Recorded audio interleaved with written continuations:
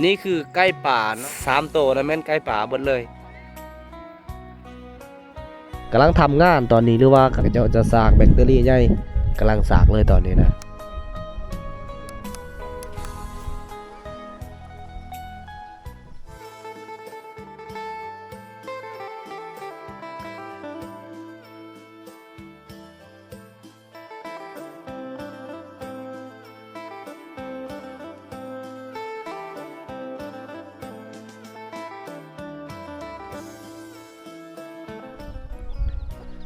ทุกคนเลยตอนนี้ก็ตอนแรงทุกคนในเวลาน่าจะประมาณ18 โมงกับ1 นาทีเลยนะอันนี้บ่าวเพจะให้ทุกคนได้เบิ่งนะในวิดีโอก่อนในส่วงล่างๆ2-3วิดีโอบ่าวเพได้ถ่ายให้ทุกคนได้เบิ่งนะบ่าวเพเฮ็ดอันนี้แหละที่บ่ได้ไปเที่ยวชมในหมู่บ้านทุกคนนี่ตอนนี้ก็มันน่าจะข่าวดีสำหรับบ่าวเพเลยก็ว่าได้เลยตอนนี้มันน่าจะตอนแรกทุกคนเลยเราจะได้เห็นลักไฟฟ้าแล้วหมู่บ้านบ่าวเพนะแต่ว่ายังบ่ทันได้มีทรายฮักกันแล้วมื้อนี้เขาเจ้าได้อันยกลักเสาอีหยังประมาณนี้แหละยกเสาไฟมันก็น่าจะตอนแรงๆเลยตอนนี้นะมันก็จะเริ่มมีเสาไฟเขาหมู่บ้านบ่าวเพแล้วได้หรือว่าฮักกันแล้วมื้อนี้นะตอนนี้เวลานะอย่างที่ทุกคนได้เห็นเวลาน่าจะ18 โมงนี่แหละตอนนี้บ่าวเพมาเที่ยวส้มตอนแรงหมู่บ้านป่าแห่งหนึ่งให้ทุกคนได้เบิ่งนะทุกคนเลยอุ้ยนี่เสาไฟอันนี้มันเป็นหลักต่ำเลยหลักต่ำนี่ก็ประมาณ8 เมตรเด้กาถือว่ายังบ่ทันได้ฮอด8 เมตรเขาเจ้าจะห่มจะคุดคุ้มกับเม็ดปลายนะจะทมอันนั้นมันน่าจะแหลมมือนี่แหละตัวนี้เขาเจ้าได้ยกได้อันนั้นทุกคนเลยอันนั้นมันน่าจะแมนเสาสูงเลยเสาสูงที่เขาเจ้าอยากใส่หม้อแปลงก็น่าจะใส่อยู่ลักตัวนี้เลยนะเขาจะเลี้ยวไปทางพุ่นเขาน่าจะเห็นเลยทางพุ่นมันน่าจะเป็นเขาเจ้าได้จูดเลยนี่แหละลักมันแต่มาแต่หมู่บ้านนั่นแหละยังอีก2 มือแล้วก็เจ้าดึงอามาสายไฟแล้วก็เจ้าจะดึงสายเลยตอนนี้ยังบ่ทันได้เห็นสายเห็นแต่ลักแบบนี้แหละนี่อันนี้กกไม้กกตอกแถวนี้เขาเจ้าจะบักลมไปเบิดแล้วก็รักษาบอลที่เสาไฟอยู่แบบนี้เลยเงินซานกันนี่แหละมี14 หลังคาเฮือนหมู่บ้านนี้ทุกคนเลยนี่อย่างที่ทุกคนได้เห็นแบบนี้แหละอันนี้แม่นบอลเขาเจ้าได้พัดเข้าในยามตอนแรงหรือว่าตอนเช้าน่าจะพัดเข้าอยู่จุดนี้เลยอันนั้นแม่นบอลเขาเจ้าปลูกหอมบัวน่าจะเอาลางเบียร์ที่หมดอายุการนำใส่กับเบียร์แล้วก็จะเอามาเอาดินเอาหยังมาใส่อยู่นั้นและสามารถมาปลูกได้สามารถเฮ็ดของกินได้อันนี้ก็เขาเจ้าสามารถเฮ็ดเป็นฟืนได้ตัวนี้นะสามารถเฮ็ดเป็นฟืนได้แบบนี้นี่เขาเจ้าจะตากให้มันแห้งให้มันเหี่ยวอย่างละสามารถนำใส่ในช่วงฤดูฝนได้นี่คือกองฟืนเขาจะเอามาแต่ให้ได้ตัวนี้นะกองฟืนกองไฟเขาจะเอามาแล้วมากองไว้แบบนี้อันนี้ก็ถือว่ายังบ่ทันได้สำเร็จรูปถ้าสำเร็จรูปแล้วเขาจะเอาพามาฟันแล้วมาเก็บเมียนไว้อยู่ตารางเงินแบบนี้เลย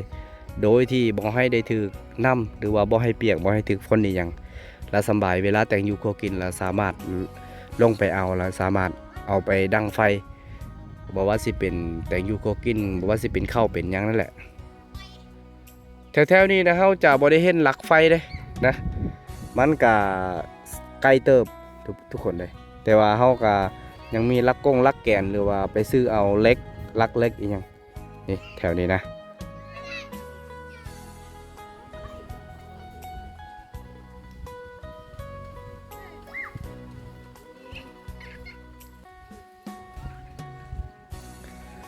เข้าไปเบิ้งอยู่นี่ก่อนอยู่เล่าเข้าเขาเจ้า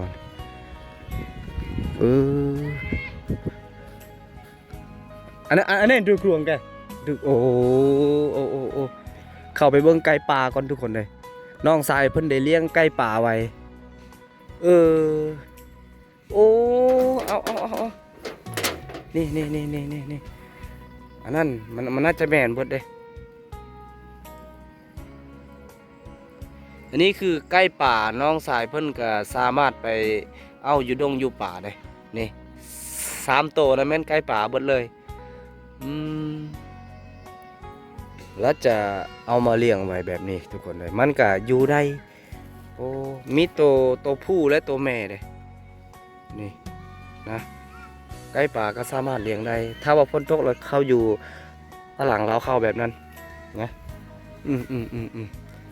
ถ้ามันใหญ่ขึ้นมาแล้วมันจะไข่เด้นะสำหรับไก่ป่ามันจะออกแม่แพรลูกเบิ่งนี่มันจะเลี้ยวไปหาอยากส้นกันนะสำหรับถ้าว่าเข้าไปเนี่ยอาจจะตีกันเตะกันโลดทุกคนเลยแต่ว่าอยู่นี่นะโบสามารถนะ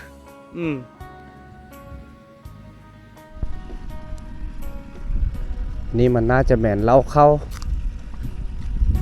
ที่เราได้ยินเสียงทางหน้าก็คือเขาเจ้าได้ซี่เข้า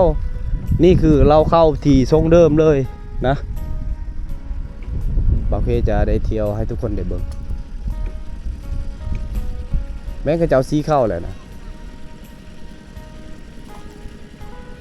ยามตอนแรงๆอันนี้เป็นบอกเขาเจ้าได้พัดเข้าเขาจะให้ได้ขี้แกบแบบนี้แหละ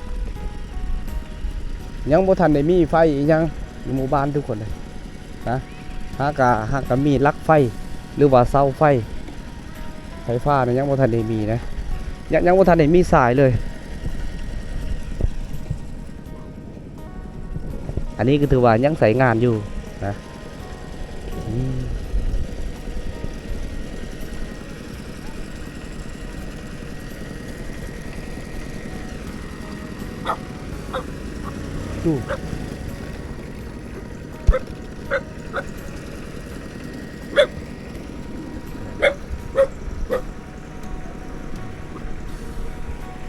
ไปเลยอย่างนี้ตั้นอ่ะ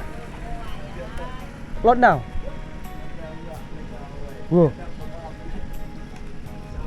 ได้พ่อสั่งรถได้ดิเดี๋ยวเอาต่อให้จักอย่าเบิ่มปลาเอาอย่าเบิ่มปลาเลยอายเพิ่นได้ซื้อรถห้างมาเด้มาม้างจักม้างยังเอาอันนี้น่าจะเป็นหมูที่เขาเจ้าจะเลี้ยงไว้สามารถเลี้ยงอยู่คอกแบบนี้เลย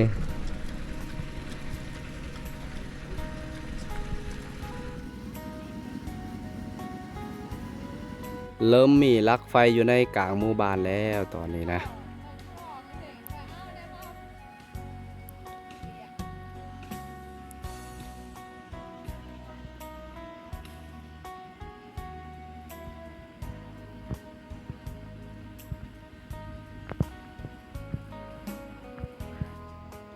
นี่นะจะเป็นดอกไม้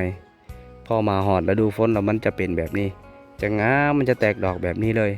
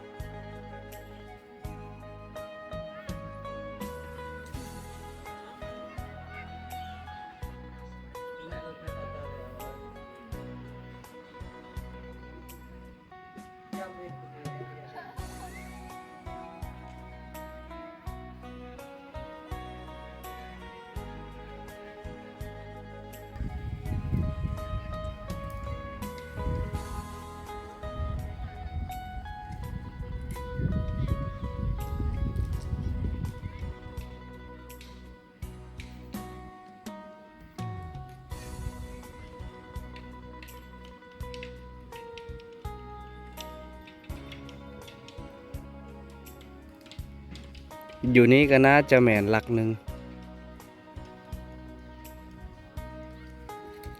หลัก8 เมตรนี่แหละตัวนี้กกมังมีตัวนี้ก็น่าจะบักลงเลย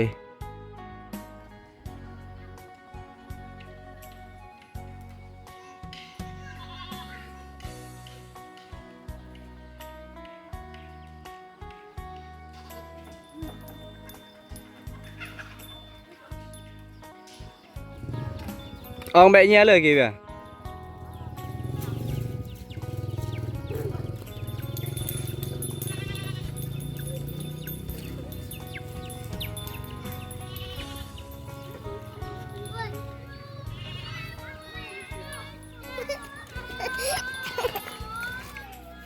ตอนนี้มันน่าจะเกือบค่ำเกือบมืดแล้วทุกคนเลยลักมันจะบ่ได้เพียงพอนะสำหรับลักหรือว่าเสาไฟมันจะบ่เพียงพอยังบ่พอ3เสาหรือว่า3ลักนี่แหละนี่อาจจะเฮือนหลังนั้นก็อาจจะบ่ฮอดนะเฮือนหลังนั้นและกะเฮือนหลังนั้นก็จะบ่พอบ่ฮอดนะชั่วโมงนี้แล้วเขาเจ้าไปหาป้งหาปลาอหย่างเลยโอ้พากันถือด่างกวาดแบบนั้นเลยผู้สาวได้นั่นทุกคนเลย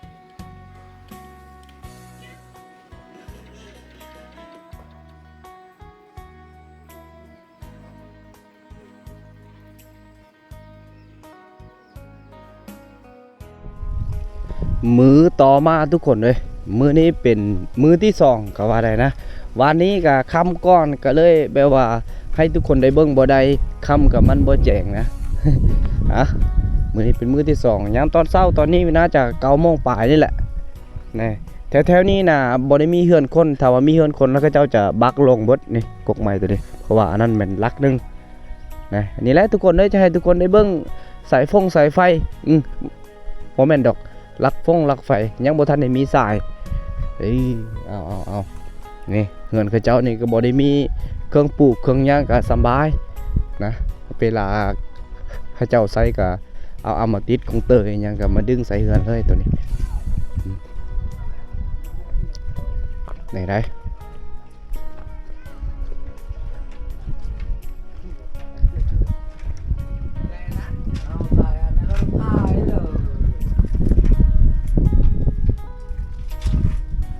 อยู่หมู่บ้านก็ถือว่าตอนนี้กำลังสากแบคทีเรียเลยกำลังทำงานตอนนี้หรือว่ากำลังมีไฟเข้ามาเลยนะนี่ก็จะสากแบคทีเรียใหญ่แบคทีเรียว่าสิเป็นอันซื่อก็น่าจะเป็นแคทเลยกำลังสากเลยตอนนี้นะสองแพงเลยนี่โอ้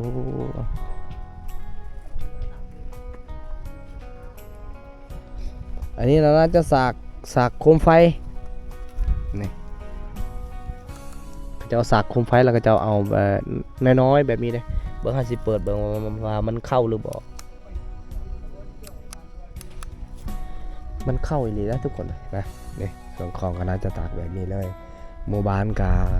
กำลังจะเริ่มมีไฟมีอย่างแล้วนี่ทุกคนเลยนะมื้อวานนี้ก็จะได้ไปเที่ยวให้ทุกคนได้เบิ่งแป๊บนึงก็ค่ำก้อนก็เลยบ่ได้ไปเที่ยวนะนี่บอลกระเจ้าปลูกผักเสริมอันนี้เอาไว้เฮ็ดรับปลาอย่างนะนี่หมู่บ้านกระเจ้านี่คือเฮือนหลังนี้ก็จะดึงจากเสาตัวนี้เลย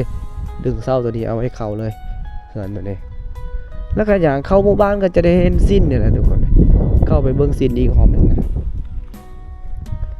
มันเป็นสิ้นมุกอีกอย่างนี้เขาเจ้าจะสานจะเฮ็ดแบบนี้เลยไหนนี่เฮือนหลังนี้ก็น่าจะเอาจากลักตัวนี้แหละลักตัวนี้มาดึงเขาแบบนี้นะอันนี้มาให้ทุกคนได้เบิ่งกกไม้แล้วก็จะไปเที่ยวให้ทุกคนได้เบิ่งเป็นที่ระลึกสำหรับกกไม้นะอันนี้กกไม้นี่บอกว่าจะเป็นบักมีแล้วเขาเจ้าต้องได้บักลมเพราะว่านี่นะมันจะมีทรายเขาเจ้าจับยานมันถึกทรายอย่างเขาเจ้าต้องได้บักลมนี่อันนี้ยานจะแมนเสาหนึ่งกกบักมีตัวนี้ต้องได้บักลมเลยเพราะว่าเขาเจ้าจะได้ดึงเขาเงินเขาเจ้านี่ก็ต้องได้บักลงกกหมักงิ้วตัวนี้ก็ต้องได้บักลงคือกัน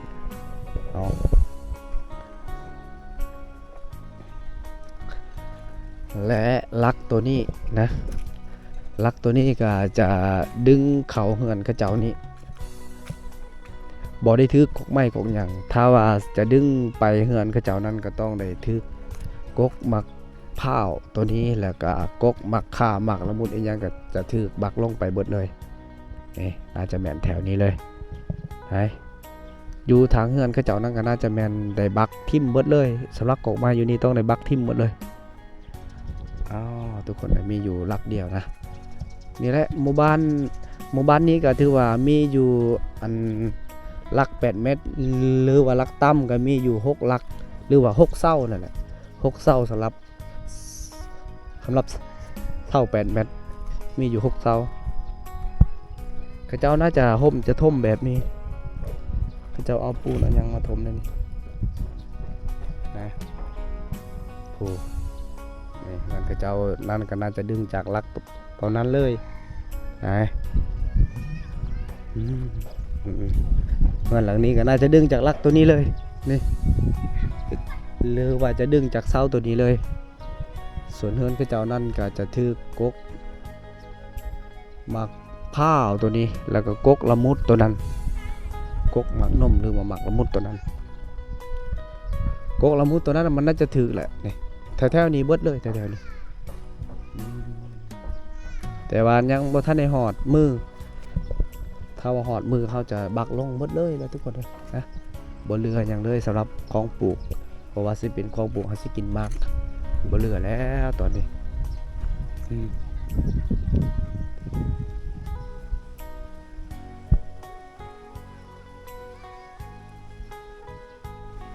อันนี้น่าจะแม่นฟืนที่กระเจ้าหามากะเกียมแต่งอยู่โคกินนี่แหละทุกคนมันเป็นฟืนให้เด้ฟืนให้เพราะว่ากระเจ้าจูดแล้วมันจะออกเป็นสีดำแบบนั้นเลยนี่น่าจะแม่นคอไก่ลกไก่ยังส่วงนี้บ่ค่อยจะมีไก่แล้วทุกคนเลยเหลือแต่คอกแต่ลกแบบนี้แล้วเพราะว่าไก่ก็เบิดแล้วอยู่พุ่นแม่นบ่อนไก่ไข่กระเจ้าเฮ็ดแบบนั้นเอาอันนี้น่าจะแม่นซุ่มหรือว่าซุ่มไส้นี่แหละเอาไว้ดักป่าในช่วงฤดูเฮ็ดหน้าทุกคนเลยนะช่วงฤดูเฮ็ดหน้าแล้วก็จะเอามาลงเอามาเฮ็ดเลยแบบนี้เลยนี่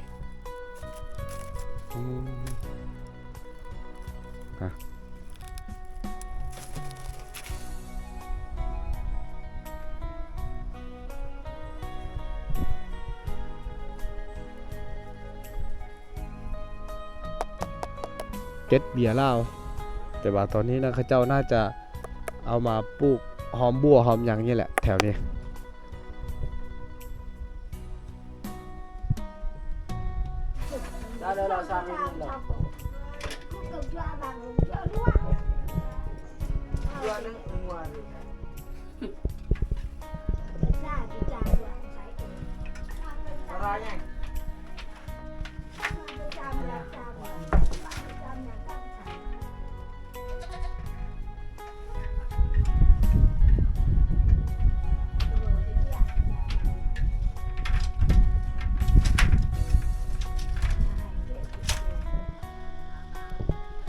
ทุกคนนี่แหละตอนนี้กำลังย่างไปหมู่บ้านนั้นนะ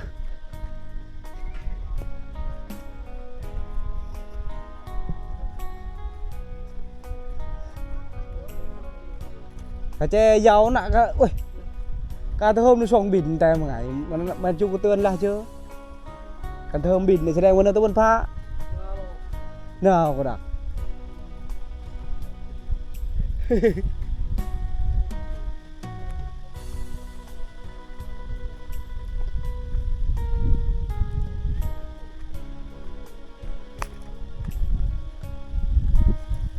ผักกุ้มนี่กำลังเป็นยอดกำลังเป็นดอกเลยอันนี้คือบอลจุดหม้อแปลงมันจะแม่นจุดนี้เลยหม้อแปลงไฟหรือว่าหม้อแบงนั่นแหละมันจะแบ่งไฟเกือบหลังคาเรือนนั่นจะแม่นอยู่ลักตัวนี้หรือว่าเสาตัวนี้แหละตอนนี้เบาเคสี่อย่างตามทางลักนั่นแหละให้ทุกคนได้เบิ่งนะกบไม้กบตอกเขาจะบักลงลมปึ๊ดแถวนี้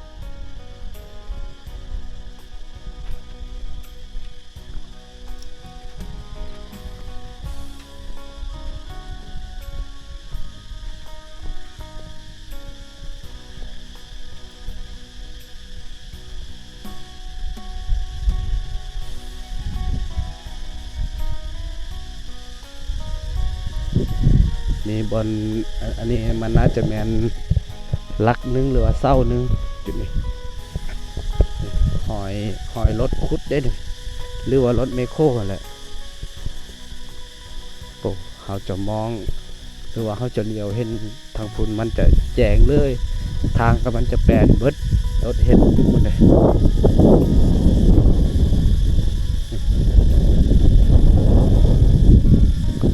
ไปมากก็จะสะดวกแล้วเส้นทางมันจะแปลน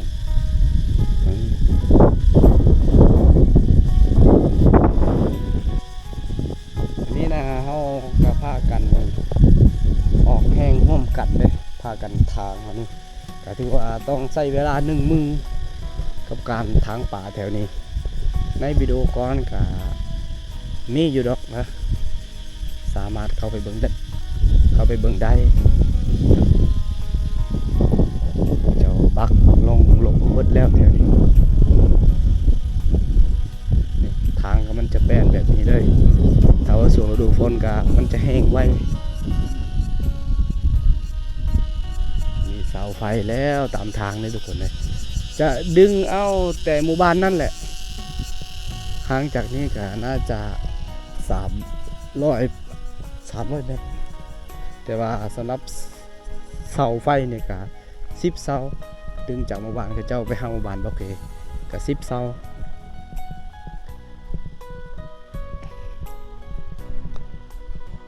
พากันอย่างนี้แหละแถวๆนี้ก็ลมไปเบิดพวกไม้แถวนี้บักพวกนี้จะแปลนจะแดดแบบนี้ปกติจุดนี้มันเป็นจุดที่ห่มเลยห่มเย็นดีเพราะว่ามีกกไม้แต่ว่าตอนนี้มันจะแห้งหมดแล้วก็ที่ว่าแดดหลายทุกคนเลย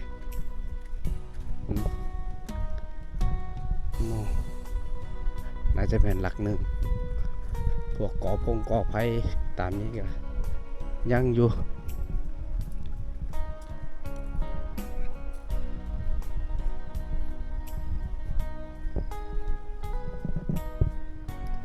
มันน่าจะแม่นรถเบิดเฮ็ดนี่รถขุดเบิดนี่มันเอาบ่วงมันทับลงแบบนี้นี่จุดนี้มันน่าจะแม่นเสาหนึ่งนี่เห็นบ่ก่อไฟแถวนี้โอ้ยมันเฮ็ดเบิดแล้วในวิดีโอก่อนก็น่าจะมีนะสามารถเข้าไปเบิ่งได้เลยทุกคนรถขุดกำลังเฮ็ดแบบนี้เลยนี่แปลนเบิดแถวนี้ทางก็สะดวกประมาณนี้เลยยามนี้นะถ้าว่าช่วงฤดูฝนก็ยังบ่ทันได้ฮู้นี่ก่อตัวนี้ก็มันจะทับลงคือกันนี่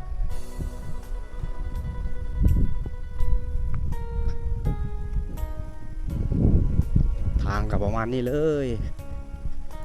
ถ้าว่าขี่รถจักรหรือว่ารถไถยังยามนี้ก็สบายนะสามารถไปได้ทุกคนเลยตอนนี้นี่มันน่าจะแม่นหลักหนึ่งตอนนี้น่าจะเข้าหมู่บ้านเขาเจ้าแล้วนี่แหละไฟก็ดึงมาแต่หมู่บ้านเขาเจ้านี่แหละ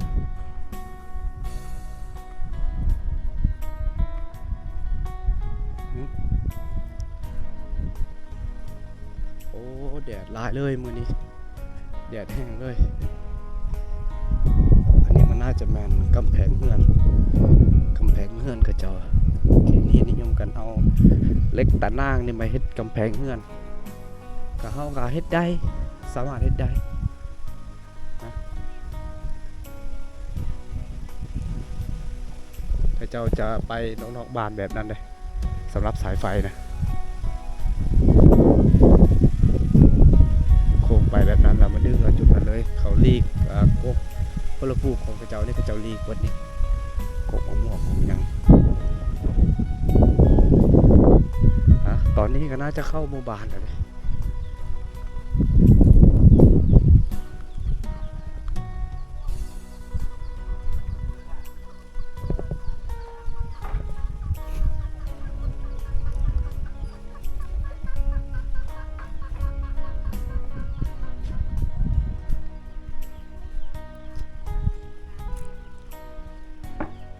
เจ้าเปรี้ยมาก